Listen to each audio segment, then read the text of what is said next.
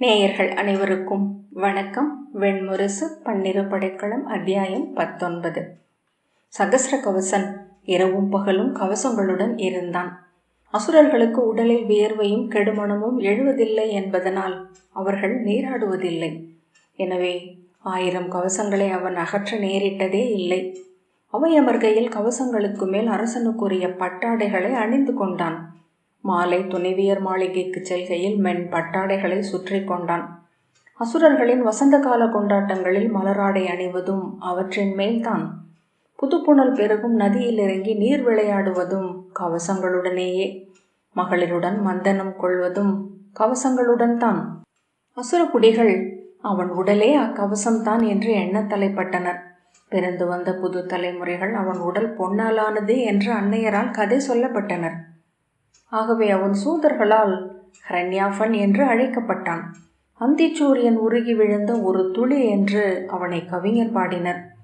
அத்தனை உயிர்களாலும் ஏத்தப்படுபவன், அத்தனை உயிர்களுக்கும் வான் அமுதானவன், எந்த உயிராலும் எட்டப்பட முடியாதவன்.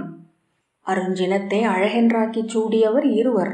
பொன்மயமான சூரியன் முதல்வன், அவனை ஹரண்யன் என்றனர் வேதஞானியர். பொன்னுடல் கொண்ட நம் அரசர் அவன் மைந்தன், அவர் வாழ்க என்றனர் அவை கவிஞர். அவனுடன் அமையும் பெண்கள் அந்த கவசங்களையே சுற்றி கைவளைத்து அணைத்து அவன் என அறிந்தனர். அது ஆழ் நீர் வாழும் மீனின் செதில் போல எப்போதும் குளிர்ந்திருந்தது. இருளில் அதன் சித்திர செதுக்கல்களை தொடும்போது அவனை ஓர் ஆமை என்று அவர்கள் உணர்ந்தனர். அவர்களிடம் அவன் எண்ணி எடுத்த சொற்களால் பேசினான். எண்ணங்களை மொழியிலும் உணர்வுகளை உடலிலும் காட்டாமல் இருந்தான். அவனுடன் அவர்கள் இருக்கும் மறைச்சுவர்கள் நீரலை கொண்டவை போல குளிர் கொண்டன. பின்னர் மஞ்சமும் குளிர்ந்தது. அவன் அவர்களுக்கு அளிக்கும் முத்தங்களும் கோடை மழையின் பனிக்கட்டிகள் போல குளிர்ந்து வந்து விழுந்தன. அவனுடைய 2 துணிவியர்களான சுஜனையும் சுகதையும் அவனை மணந்து கொண்ட போது மணப்பந்தலில் அந்த ஒளிவிடும் கவசத்தை கண்டு மெய்ப்பு கொண்டனர். அணுகினால் எரித்தழிக்கும் மணல் என்றார்களே தோழி, அவை குளிர்ந்தல்லவா உள்ளன என்றாள் சுஜனை சுகதையிடம். அணுக்கமானவர்களுக்கு அவர் குளிர்ந்தவர் போலும் என்றாள் சுகதை. அவனை அவர்கள் மஞ்சம் அணைந்த முதல் நாள் அவன் அவர்களை அணைத்த போதும் அந்த கவசத்தை கழற்றவில்லை என்பதை கண்டு ஏமாற்றமடைந்தனர். சுகதை அக்கவசத்தை கழற்ற முற்பட அவன் அவள் கையை பிடித்து மெல்லிய நகைப்பில் இதழ் வளைய, இக்கவசத்தை நீக்குபவர் தலை சிதறி இறப்பார்கள் என்று இறைச்சொல் உள்ளது அரசி என்றான். அவள் திகைத்து கை விலக்கி கொண்டாள். சுஜனை, இக்கவசத்தை நீங்களே விலக்கினாள் என்றாள். இக்கவசங்கள் கட்டப்பட்டவை அல்ல, உருகி உடலுடன் ஒன்றானவை. உடைத்து விலக்குபவன் இறப்பது ஊழ், நான் விலக்கினாலும் அவ்வாறே என்றான். அவள் நடுங்கும் கைகளால் அதை வருடி, இவை குளிர்ந்துள்ளன என்றாள். ஆம் என்றாள் சுகதை. நீங்கள் அனல் கொண்டவர் என்றார்களே, இக்கவசங்களுக்கு அடியில் நீங்கள் கொதித்து கொண்டிருக்கிறீர்களா? சகஸ்ர கவசன் சிரித்து, இப்புவியே குளிர்ந்த கவசங்கள் அணிந்த அனல் அல்லவா என்றான். அவள் கவசத்தை கைகளால் நெருடிக்கொண்டே இருந்தாள். சொல் என்றான். அனல் மேல் கவிழ்த்த உலை மூடி என்றாள். அதற்கு மேல் இத்தனை அணிமலர்கள் ஏன் செதுக்கப்பட்டுள்ளன? சகஸ்ர கவசன் அதற்கு விடையளிக்காமல் நகைத்தான். சொல்லுங்கள் என்றாள். அழகுக்காக என்றான் சகஸ்ர கவசன். அவள், என்ன அழகு என்றாள். இம்மலர் செதுக்குகளால் அல்லவா இது ஓர் அணிகலன் ஆகிறது. நீ அணிந்துள்ள பொன் அணிகளும் அவ்வாறே அல்லவா? இல்லையேல் அவை வெறும் சங்கிலிகள் தானே. அவள் அதை கையால் தடவி ஆம் என்றாள். சுஜனை அவனிடம் உடல் பிணைத்தபடி, நான் ஒன்று கேட்கவா என்றாள். சொல் என்றான். எவரை அஞ்சி இதை அணிந்திருக்கிறீர்கள்?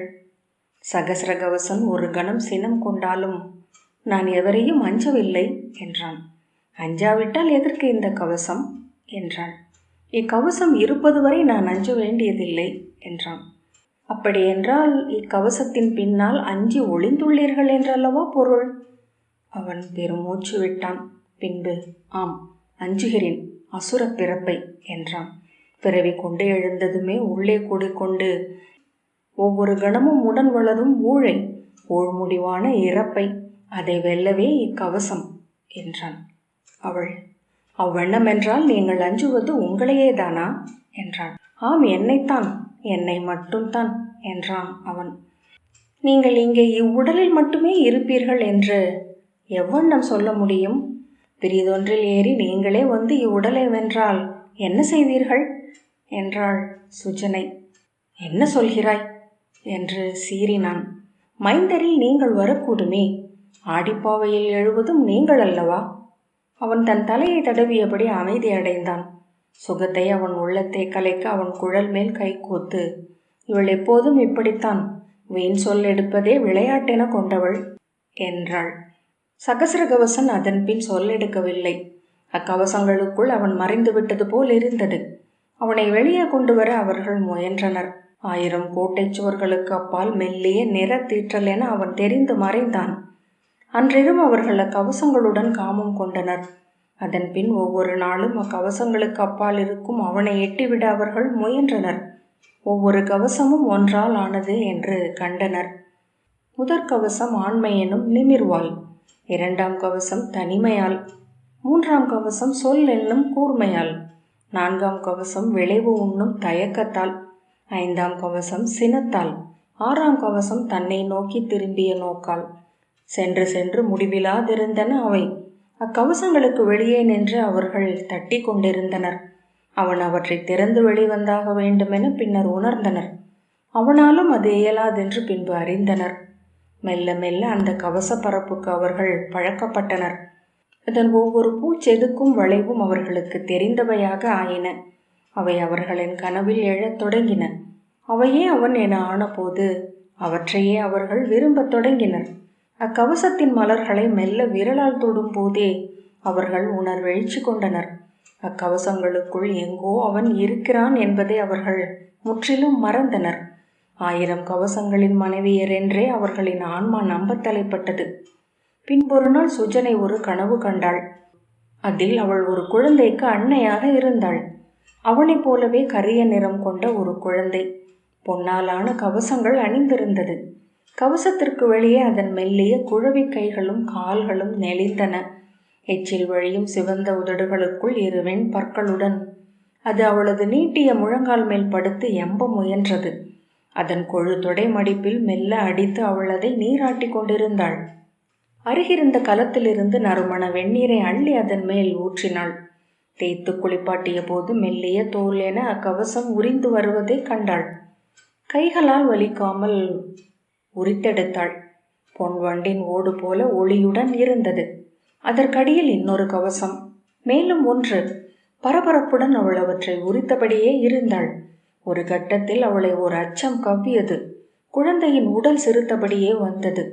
வேண்டாம் வேண்டாம் என உள்ளம் தடுத்தாலும் கைகள் கவசங்களை கழற்றிக்கொண்டே இருந்தன. கவசங்களுக்கு அடியில் மேலும் கவசங்கள். ஒவ்வொரு கவசம் கழற்றப்படும் போதும் குழவி மேலும் மேலும் உவகை கொண்டது.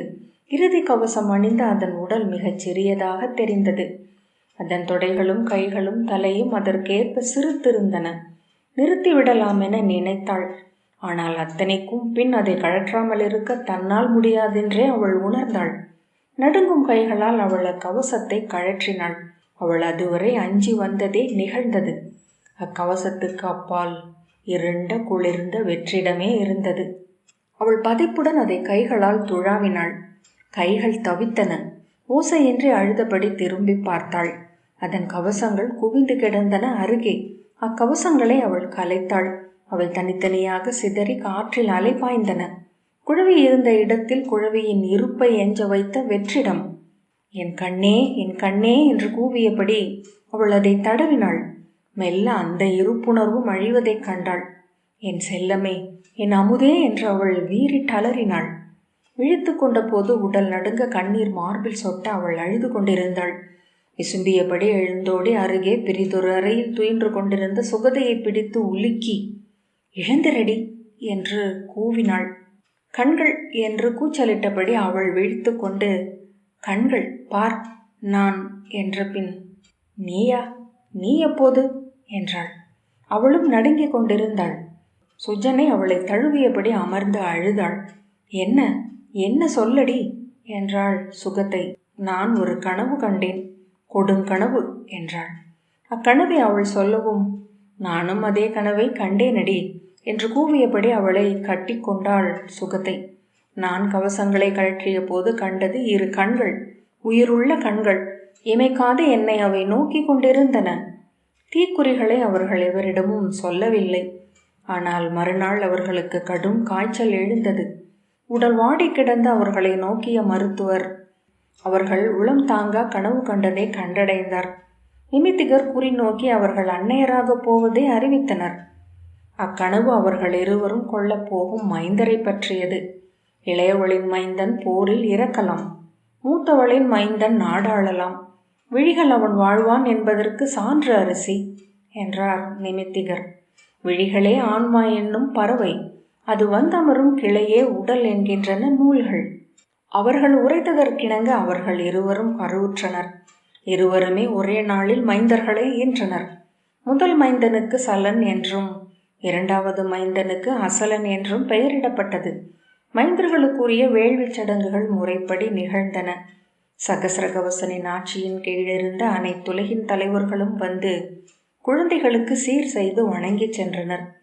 சலன் வெண்ணிறமும் அசலன் கரிய நிறமும் கொண்டிருந்தனர். இருவரும் தந்தையின் 2 தோள்களில் வளர்ந்தனர். 2 செவிகளிலும் தந்தையே என்று ஒரே குரலில் அழைத்தனர்.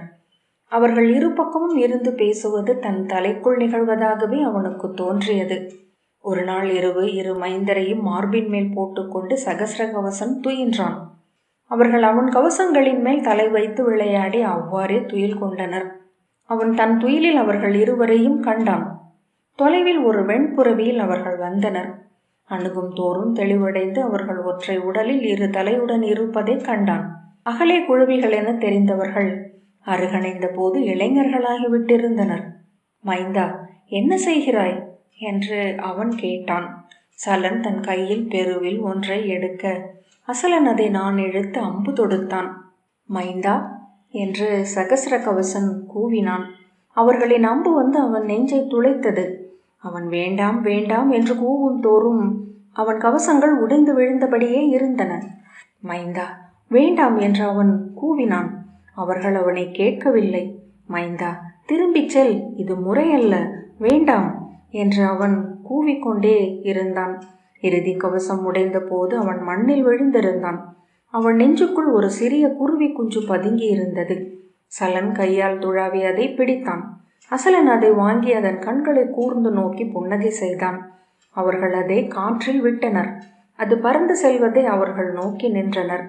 அங்கே பறந்து எழுந்த பின்னர் அவன் திரும்பி நோக்கினான். தரையில் அவன் கவசங்கள் மட்டும் குவிந்து கிடந்தன. அவன் வெம்மிய போது அப்பால் தன் தந்தை தம்பனின் முகம் புன்னகைப்பதை கண்டான். அக்கனவை அவன் அவை நிமித்திகர்களால் விளக்க முடியவில்லை. ஆளுக்கொரு விளக்கம் சொல்லி அவனை சினம் கொள்ள செய்தனர். அவன் மைந்தரை தொடாமலானான். தன் அறையில் தனித்து உலவினான். கவசங்கள் மேல் கையால் அறைந்தபடி பற்களை கடித்து உருமினான். இரவும் பகலும் துயிலாமலானான். மனைவியரும் அமைச்சரும் அவனை அணுக முடியவில்லை. நாள் செல்ல செல்ல அவன் வெம்மை கூடி கூடி வந்தது. அவன் அறையின் இரும்பு தூண்கள் உருகி சற்றே வளைய மேற்கூரை கீழிறங்கியது. புலரி வரை இருளில் செவ்வொளி எழ அவன் நின்றிருந்தான். நகர் மக்கள் அவன் அறை அனல் எழு உலை என ஒளிவிடுவதை தொலைவில் நின்றே நோக்கினர். காலையில் சூரியன் எழுந்தபோது அவ்வொளியில் அவன் ஒளி மங்கியது. நின்றபடி அவன் கண்மூடினான். அவன் மேல் அனலின் அலைகள் பறந்தன. அவன் உருகி கொண்டிருந்த போது நாரதர் அவனை தேடி வந்தார். அவை அமர்ந்த அவரிடம் அவன் நின்றெறியும் வண்ணத்தை அவையத்தார் உரைத்தனர். அவர் அவன் அறைக்கு சென்று வாயிலில் நின்றார். அனலில் உருகியது போலிருந்த அறைக்குள் அவன் வெளியே எரிந்த சூரியனை நோக்கி நின்றிருந்தான்.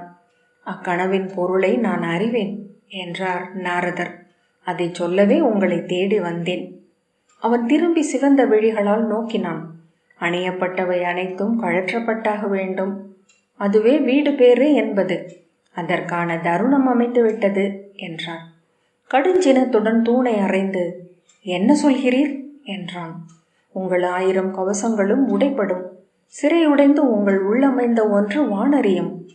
அவன் 2 கைகளாலும் மார்பு கவசத்தை ஓங்கி அறைந்து என் கவசங்களை வெல்ல எவராலும் இயலாது என்றான். இயலும். 2 இளம்படிவர்கள் அதற்கென்றே பிறந்துள்ளனர். அவர்களை நரநாரணர் என்கிறார்கள். இங்கு உங்கள் அடிமையாக இருக்கும் தர்மதேவனின் மனைவி மூர்த்திகையின் மைந்தர் அவர்கள். அவரை நோக்கி சில கணங்கள் நின்ற பின் சகஸ்ர கவசன் புன்னகைத்தான். ஆம், அதுதான் அக்கனவுக்கான பொருள். அவர்களை தேடிச் செல்கிறேன், அந்த வாய்ப்பையும் அவிக்கிறேன். அதன் பின் இங்கு என்னை வெல்ல எவருமில்லை என்றாகும் என்றான். இரு தோள்களிலும் ஓங்கி அறைந்து, என் கவசங்களை நானே அறியும் ஒரு தருணம், அதையே நாடுகிறது என் உள்ளம் என்றான். பெரு வல்லமையுடன் விண்ணுக்கு பெருகி எழுந்தான் சகஸ்ர கவசன். மண் வாழும் முனிவர் அன்று விண்ணில் 2 சூரியன்களைக் கண்டு அஞ்சி கை கூப்பினர். இடியோசையில் மலைகள் விதிர்த்து மேலே அமைந்த பெரும் பாறைகள் தவம் கலைந்து சரிவில் உருண்டன. நதிகளில் அலைகள் எழுந்து கரையை அரைந்தன. பறவைகள் அஞ்சி நடுப்பகலிலேயே கூடணைந்தன. குழவிகளை அழைக்கும் அன்னை விலங்குகளின் ஒலிகள் எங்கும் சூழ்ந்தன.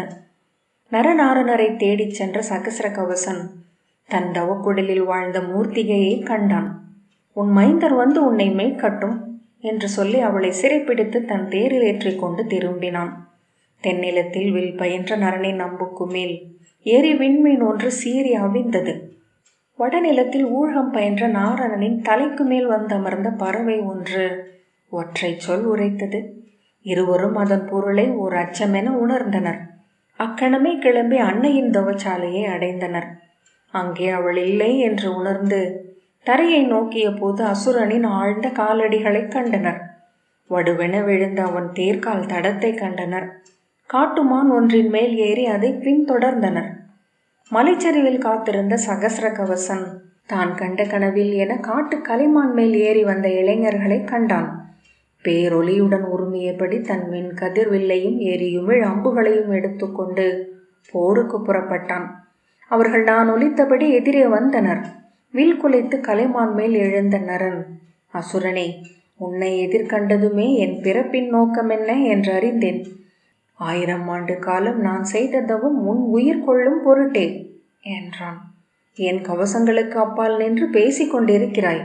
1000 ஊழிக்காலத்திற்கு அப்பால் நின்றிருக்கும் நீ இன்னமும் பிறக்கவே இல்லை என்று சகஸ்ர கவசன் சொன்னான். ஒற்றை கணத்தில் இருவரும் அம்பு தொடுத்தனர். அம்புகள் இரண்டும் அடுத்த கணத்தில் முனை முட்டி கொண்டன. விண்ணவர் விழி பதைக்க நோக்கி நின்ற பெரும் போர் தொடங்கியது. ஒவ்வொரு கணம் என முடிவிலா காலம் என மாறி மாறி உள மயக்கு கூட்டியது அப்போர். கலைமான் மேல் அமர்ந்திருந்த இருவரில் நரன் மட்டும் போர் புரிவது சகஸ்ர கவசன் கண்டான். நாரணன் அப்போதும் கைவிரல் கூட்டி இன்மை முத்திரை கொண்டு விழியமைந்து ஊழகத்தில் ஆழ்ந்திருந்தான். தன் முதல் கவசம் உடைப்பட்டதும் சகஸ்ர கவசன் திகைத்து பின்னடைந்தான். நரனின் தலை நீர்க்குமிழி என வெடிக்க அவன் மண்ணில் சரிந்தான். அக்கணமே நாரணன் நரன் என உருக்கொண்டு எழுந்து அவன் வில்லையும் அம்பரா தூணியையும் பற்றி கொண்டான். நரன் நாரணன் என உருவெடுத்து எழுந்து கலைமான் மேல் ஏறிக்கொண்டு கைவிரல் கோத்து விழி கூம்பி ஊழகத்தில் அமர்ந்தான். சகஸ்ர கவசன் திரும்பி ஓடி மலை மடக்குகளில் நின்று மூச்சிறைத்தான். இரு கைகளையும் ஓங்கி அரைந்து கூவினான். எந்தையே எந்தையே என்று கூச்சலிட்டான். உங்கள் சொல் தவற கண்டேன். 7 உலகாலும் உங்கள் நெறி பிழைக்கும் என்றால் இனி இங்கு எஞ்சுவது என்ன? மலைகளுக்கு மேல் சூரிய வட்டம் எழுந்தது. முகில்களில் பெரும் குரல் ஒலித்தது. மைந்தா, அவர்கள் ஒருவரே. 1000 ஆண்டு காலம் படைக்கலம் ஏந்தாது தவம் செய்தவனும் 1000 ஆண்டு காலம் படைக்கலமென்றே வாழ்ந்தவனும் ஒருவனே. ஒரு பாதி உன்னை வெல்லும் வில் திறனை அடைந்தது. மறுபாதி இறப்பை வெல்லும் மிருத்யுஞ்சயத்தை அடைந்தது. அரை கூவியபடி மலைகளின் நடுவே கலைமான் தோன்றியது. ஆம், நான் அறிவேன். இது இறுதி. இக்கவசங்களால் அல்ல, இனி என் குலம் கொண்ட வீரத்தால் பொருதுகிறேன் என்று அவன் கூவினான். வில் குலைத்து கலைமான் ஊர்ந்த இரட்டை வீரரை எதிர்கொண்டான். விடிந்து இருண்டு விடிந்து என போர் நிகழ்ந்தது. அவன் கவசங்கள் ஒவ்வொன்றாக உதிர்ந்தன. அவை உடல் விட்டு நீங்கும் தோறும் எடையின்மையின் விடுதலையை உணர்ந்தான். அவ்வாறு உணரும் தோறும் சினம் கொண்டான். பேரொலியுடன் வெறி கொண்டு எழுந்து அவர்களை தாக்கினான். கவசங்கள் மறைய மறைய அவன் உள்ளம் துள்ளத் தொடங்கியது. தன் உள்ளை தானே காண விழைவதை உணர்ந்த போது உட்சினத்தை ஊதி எரிய வைத்தான். ஆனால் மெல்ல அவ்வணல் அணைந்தபடியே வந்தது. பின் முற்றிலும் குளிர்ந்தது. இறுதி கவசம் எஞ்சிய போது அவன் நீள் மூச்சுடன் கைகளை தூக்கினான். போர் புரிக. போர் புரியாத போது உன்னை கொல்ல என்னால் முடியாது என்றான் நரன். அவன் நன்றே என்றபடி வெறும் கையுடன் அவர்களை நோக்கி சென்றான். நரனின் அம்பு வந்து தன் கவசத்தை உடைத்த போது பதற்றத்துடன் குனிந்து நெஞ்சை பார்த்தான். அங்கே பொன்னொழியே தெரிந்தது. கவசம் எஞ்சுவதாக எண்ணி பதைப்புடன் தொட்டான். தொடு உணர்ச்சி எழ திகைத்து நரனை நோக்கினான். அது உன் நெஞ்சு என்றான் நரன். நீ சூரியனின் மைந்தன் என்பதன் பொன்னொழி அது. இறுதி அம்பு வந்து அவன் நெஞ்சில் ஆழ்ந்திறங்கியது. செம்பொன் பரப்பில் செங்குருதி ஊறி பெருகுவதை கண்டான். ஒரு கையால் நெஞ்சை அழுத்தியபடி இடப்பக்கம் சரிந்து தன் தேர் காலில் விழுந்தான். கீழே ஆழத்தில் தன் இறுதி பொற்கவசம் விழுந்து மறைவதை இறுதியாக நோக்கி புன்னகை செய்தான். பன்னிரு படைக்களம் 19வது அத்தியாயம் இத்துடன் நிறைவு பெற்றது. நன்றி.